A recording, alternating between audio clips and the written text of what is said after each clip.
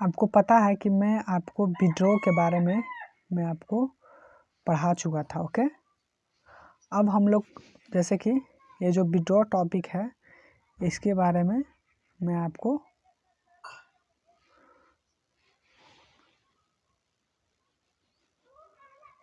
One minute थोड़ा सा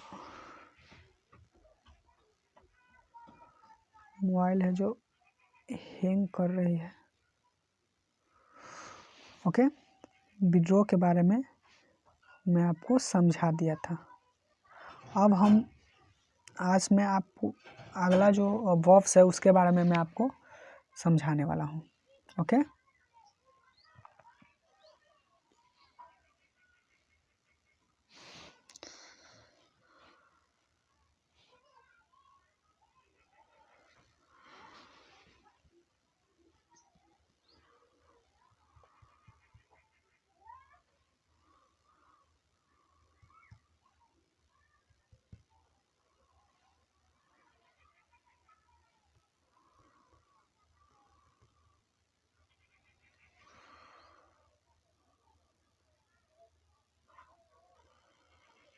अगला जो वर्ब है उसके बारे में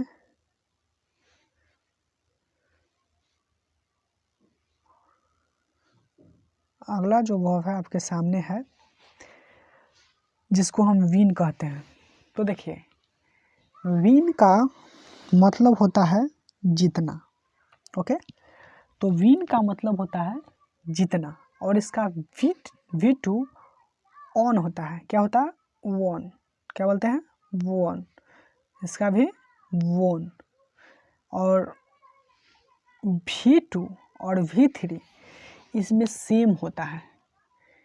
ऐसा नहीं कि इसका वॉन तो उसका वॉन एन, ऐसा नहीं है। जैसे क्या बोलते हैं, इसका नहीं होता है विड्रॉ को देखे ना कि विड्रॉ विड्रॉन इस तरह से था, उस तरह से नहीं होता है। ओके, इसका दोनों सेम रूप होता है। जैसे कि विन V1 या कह सकते हैं बेस फॉर्म V1 एक ही है। और वोन इसका मीनिंग होता है, अर्थ होता है, क्या होता है? जीतना। तो अब देखिए इससे बनने वाला सेंटेंस के बारे में हम समझते हैं। इसका पहला सेंटेंस जो विन से बना है, आपको देखिए यहाँ पर लिखा हुआ है विन। पहला सेंटेंस है कि India did not win the world cup. Did not win इसका मतलब होता है कि वह नहीं जीता, या नहीं जीता है, या नहीं जीता था। वह नहीं जीता वर्ल्ड कप इन 2024। पहला सेंटेंस क्या है? India did not win the world cup in 2024। But का मतलब लेकिन, इंडिया विल विन, इंडिया जीतेगा the next world cup. Okay, इसमें दो सेंटेंस विन से बनाया गया है। पहला है कि India did not win the world cup in 2024 but India will win the next world cup. अगला जो वर्ल्ड कप होगा शायद जीतेगा वो। ठीक, दो सेंटेंस है। देखिए, मैं आपको इस समझाने के लिए सेंटेंस बनाया हूँ। मैं कह सकता हूँ कि भविष्यवाणी नहीं किया हूँ। ठीक ना, ये एक सेंटेंस का एक रूप है। ओके, अब अगला देखते हैं। अगला जो वर्ब है वो आपके सामने है, देखिएगा। अगला जो ये क्या आ जा रहा है जी, देखिए आपको समझाता हूँ। जो अगला वर्ब है, देखिए थोड़ा सा डिसमैच हो गया है इसका, देखिए यहाँ पर इसका नीचे दिया गया है। पहला अगला वर्ब है उसको बोलते हैं वेट। क्या बोलते हैं? वेट। देखिए इसमें जो है ना, इसमें सब जो है समान है। ओके, तीनों रूप है ना, V1 V2 V3, ये तीनों समान है, इक्वल है। इसमें कोई अंतर नहीं है। तीनों जो V1 V2 V3 तीनों का मतलब सेम ही होता है। ओके, सॉरी, मेरा कहने का मतलब तीनों सेम ही है, इसमें कोई चेंजेस नहीं है। वेट जैसे कट नहीं होता, कट माने काटना, इस तरह से वेट माने गिला करना। तो कैसे हम समझेंगे सेंटेंस में? तो देखिए, आप कंसेप्ट पढ़िएगा ना तो आपको समझ में आएगा कि कौन सा V2 है, कौन सा। देखिए, ये जो होगा अगर इसका प्रयोग होगा तो समझ में आया कि हाँ ये V1 का प्रयोग हुआ था सेंटेंस में। अगर आप कंडीशन के अनुसार देखिएगा तो हाँ इस सेंटेंस में इसका वेट का मतलब V2 है, जैसे अगले में आपको बता रहा हूँ। देखिए my wife wet my shoes. अब मान लीजिए कि मेरी वाइफ ने शूज को गीला कर दिया। शूज का मतलब होता है जूता, शूज का क्या मतलब होता है? जूता। अब वेट का मतलब गीला करना। So I will not attend the party, इसलिए मैं पार्टी को अटेंड नहीं करूँगा। ठीक, तब बताइए शूज को गीला कर दिया यानी पास्ट हो गया वो, तो मेरी वाइफ ने शूज को गीला की, इसलिए मैं पार्टी में नहीं जाऊँगा या पार्टी में अटेंड नहीं करूँगा, शामिल नहीं होऊंगा, इस तरह से। ओके, अगला देखते हैं। अगला जो सेंटेंस है, सॉरी वर्ब्स है, 8वां वर्ब्स को मैं देखने वाला हूँ। ओके, 8वां जो वर्ब है, ये जो चिन्ह है इसको हटाते हैं। 8वां जो वर्ब है उसको बोलते हैं वुंड, इसको भी वुंडेड, V2 V3 वुंडेड, इसका घायल करना। अर्थ क्या होता है? घायल करना। तो बेस फॉर्म का मतलब होता है V1। ओके ना, यहाँ पर बेस को फॉर्म का मतलब समझिएगा V,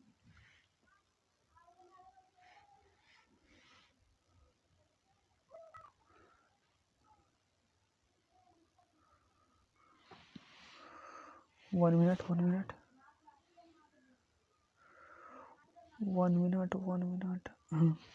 यहाँ पर जो बेस फॉर्म है ना, बेस फॉर्म, इसका मतलब ये क्या आ जा रहा है जी, समझ में नहीं आ रहा। ये बेस फॉर्म का मतलब क्या होता है, इसको समझिए आप V1। ओके, और इसको V2 V3। तो वुंड, वुंडेड, वुंडेड, इसका मतलब घायल करना। तो देखिए इसका सेंटेंस है, the lion wounded a cat, एक शेर ने एक बिल्ली पर घायल किया, उसे घायल कर रहा है। ठीक, 9वां है, देखिए 9वां है बेस फॉर्म V2 V3, इसका अर्थ है, इसका होता है वॉच, इसका प्रोनाउंसिएशन वॉच। ढेर क्या बोलते हैं जो स्टूडेंट बच्चे होते हैं उसको बोलते हैं वॉच, वॉचेड, वॉचेड, इस नहीं, इस तरह से नहीं, इसको पढ़ेंगे वॉच, वॉच्ड, वॉच्ड, इसको वॉच, वॉच्ड, वॉच्ड। ओके, इसका मतलब होता है देखना या निगरानी करना। देखिए जब वर्ब पढ़ा रहे थे, एक वर्ब के बारे में बता देना चाहता हूँ, हालांकि एक अंतर हो जाएगा इसी क्लास में। देखिए वर्ब ये भी है, वॉच माने देखना, लेकिन एक वर्ब है जिसको बोलते हैं हम सी, इसका V2 होता है सो, ये जानते हैं ना। तो सी और सो दोनों एक वर्ब है। ठीक, इसका भी मतलब होता है देखना। ठीक, इसका मतलब क्या होता है? देखना। और इसका भी मतलब क्या होता है? देखना। तो क्या अंतर है? आखिर समझने वाली बात यह है कि इसका भी मतलब देखना, उसका भी मतलब देखना ही होता है। जब वॉच का मतलब ही देखना है, सी का मतलब देखना था, लेकिन ये ग्रामर जो ग्रामेटिकल जो है, ये आखिर क्यों दो वर्ब का है बनाया गया है? एक के का नहीं वर्ब बनाया गया, सिर्फ सीओ के छोड़ देते हैं या कह सकते हैं वॉचे के खाली छोड़ देते हैं। तो आखिर ये दो को क्यों बनाए? तो देखिए दो को बनाने का रीज़न यह था कि इसको देखने के लिए सिर्फ प्रेडिकली देखना, आई मीन कहने का मतलब है कि किसी व्यक्ति को देखना, और लेकिन इस वॉच का मतलब होता है किसी स्क्रीन पर देखना, किसी स्क्रीन पर देखना चाहते हैं तो इस वॉच का इसका प्रयोग करें वॉच का, और ऐसे देखना चाहते हैं तो सी का। जैसे कि अब हमको समझाइए।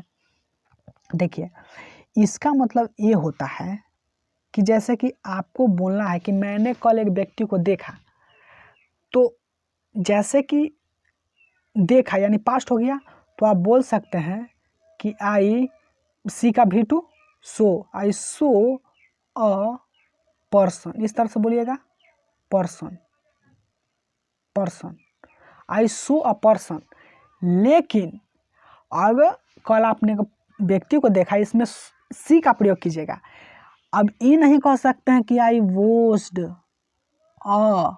पर्सन, ये गलत माना जाएगा क्योंकि वोस्ट स्क्रीन पर देखने के लिए बनाया गया है। जैसे कि कैसे आप बताइए, जैसे कि आप ही बताइए, आप फिल्म देख रहे हैं तो आप कहीं ना कहीं प्रोजेक्टर पर देखिएगा, मोबाइल से देखिएगा, टीवी से देखिएगा, लैपटॉप से देखिए, इस तरह से। तो बताइए वो जो पिक्चर दिखाया जाता है तो स्क्रीन पर नहीं दिखाया जाएगा। तो आप बोल सकते हैं कि यस्टरडे, कल, yesterday I was watching the a film.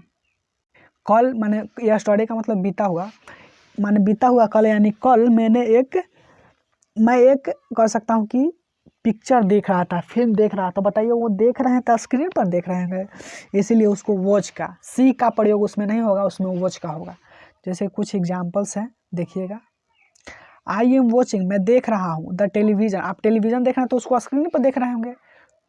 अब जो भी दिखाएगा आदमी, फिल्म्स, मार काट, फैटा फैटी, तो वो स्क्रीन पर दिखाया कि आपको बाहर ही निकल जाएगा कि आए नहीं दिख रहा है जी, तनी चुके दिख रहा है, रुको हम बाहर ही निकलते हैं, तुरंत दिखाने लगते हैं। ऐसा नहीं ना होगा, स्क्रीन पर आपको दिखाया जाएगा। तो स्क्रीन पर ही दिखाया, ऐसा नहीं कि स्क्रीन फोड़ दिया, आ गया बाहर, लीजिए देखिए देखिए यहाँ पर इसे फाइट हो रहा है, वैसे फाइट हो रहा है, नहीं।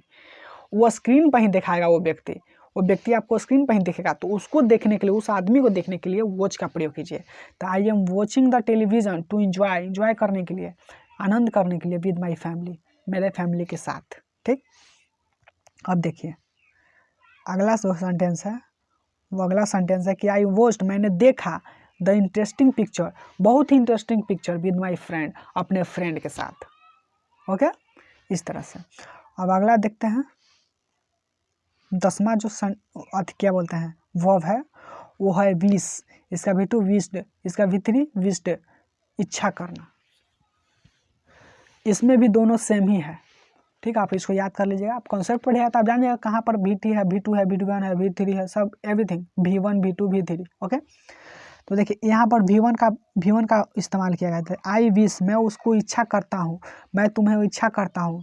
सी विशेज, सी माने लड़की है कोई, एक लड़का को विश करता है। ठीक, विश करता है, ये इसमें V1 का ही प्रयोग हुआ है। ठीक, तो इस तरह से आप सेंटेंस वर्ब बना सकते हैं। वर्ब को याद कीजिए, आपको स्पोकन इंग्लिश में बहुत ही इंपॉर्टेंस मिलेगा, इंपॉर्टेंट है इसका वर्ब का। Without verb you can't speak English, आप नहीं बोल सकते हैं, कोई कह सकते हैं गारंटी नहीं है कि आप बोल सकते हैं। वर्ब एक सेंटेंस को बनाता है। अब आते हैं इसका PDF। देखिए इस जो मैंने पढ़ा है, इसका PDF वीडियो के डिस्क्रिप्शन बॉक्स में आपको मिल जाएगा। डिस्क्रिप्शन